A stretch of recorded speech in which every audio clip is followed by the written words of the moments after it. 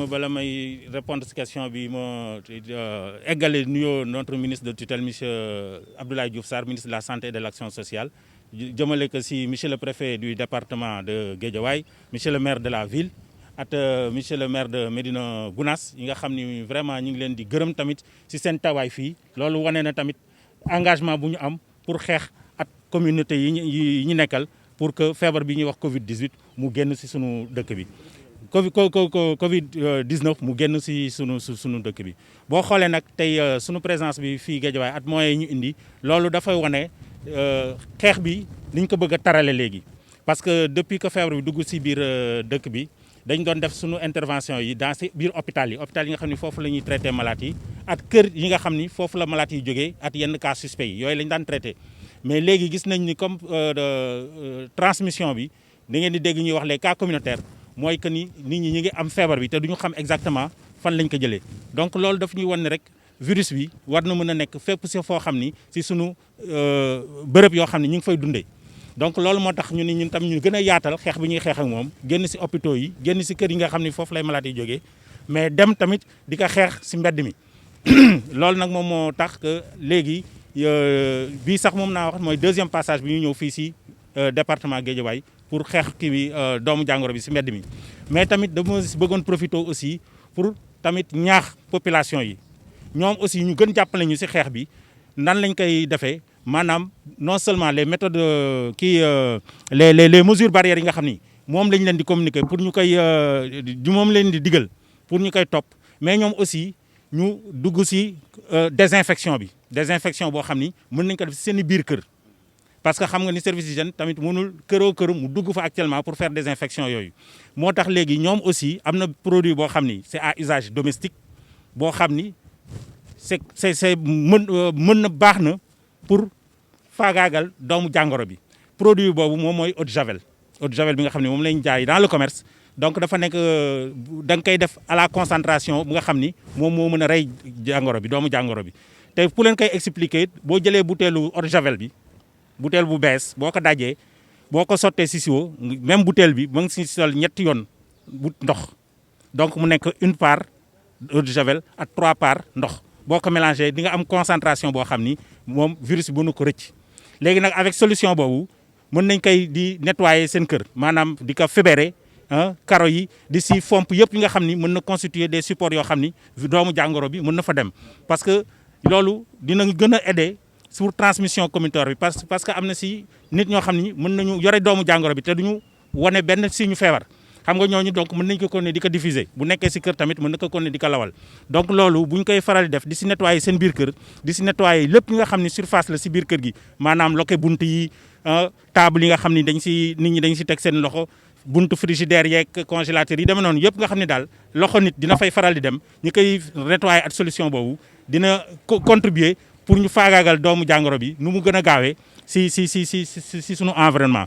di rappeler nag ni solution boobu buñ ko préparé gën ngaa bari 24 heures parce que boo au-delà de 24 heures dafay perdre dose chlore bi nga xam ni moom moo mën a kii faagaagal doomu jàngoro bi parce que chlore bi day naaw. moo tax bu ñu ko defaree tamit boo ko xasee mélangé ba koy utiliser si benn fan la mën a yem bu fekkee weesoo benn fan da nga koy tuur nga defaraat beneen. Voilà, donc merci monsieur Fofana. Bon, permettez-moi tout d'abord de transmettre les salutations de monsieur le ministre de la Santé et de l'Action sociale aux autorités ici présentes. Et je vous nomme monsieur le préfet du département de Guédiawaye, monsieur le maire de la ville de Guédiawaye, monsieur le maire de la commune de Médina Gounass.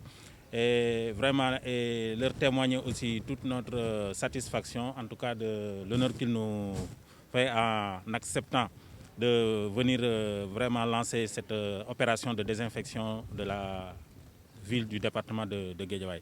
En fait, comme vous le voyez, le service national de l'hygiène a déployé ses moyens. Ça rentre dans le cadre de la riposte contre la pandémie au Covid-19. Bon, vous le savez plus que moi que depuis quelque temps, la transmission a un peu changé d'allure.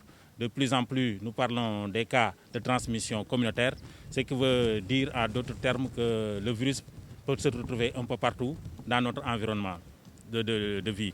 Ce qui fait qu'actuellement, nous avons décidé de sortir des hôpitaux où nous faisions périodiquement les opérations de désinfection et puis aussi les maisons d'où nous venaient les cas.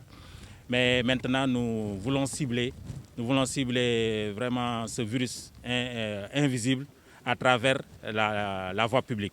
C'est ce qui justifie en tout cas notre présence ici, qui correspond à un deuxième passage. Parce qu'il faut dire qu'il y a à peu près 3 semaines de cela, nous avions fait une première opération au niveau de cette ville.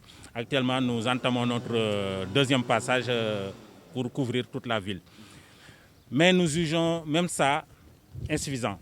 Parce que compte tenu de l'allure où vont les choses, nous invitons les populations à nous appuyer dans nos actions de désinfection. En quoi faisant? En tout cas, en faisant l'autodésinfection.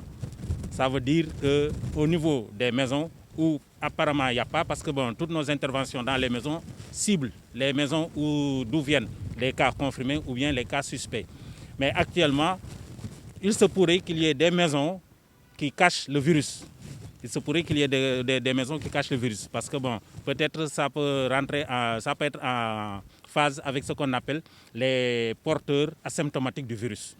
Ce qui fait que ça aussi, ça peut constituer une niche pour l'hébergement du virus. C'est la raison pour laquelle nous les invitons à faire de la désinfection en interne. En quoi faisant? En utilisant un produit d'usage domestique, qui est l'eau de Javel. Donc l'eau de Javel, il y a une matière active qui est le chlore dedans et qui est très actif contre ce virus.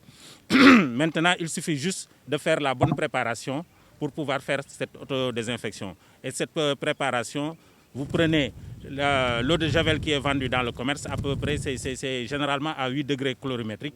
Il faut le diluer, l'équivalent d'une bouteille avec l'équivalent de 3 bouteilles d'eau. Et là, la solution est à la concentration appropriée pour neutraliser le germe.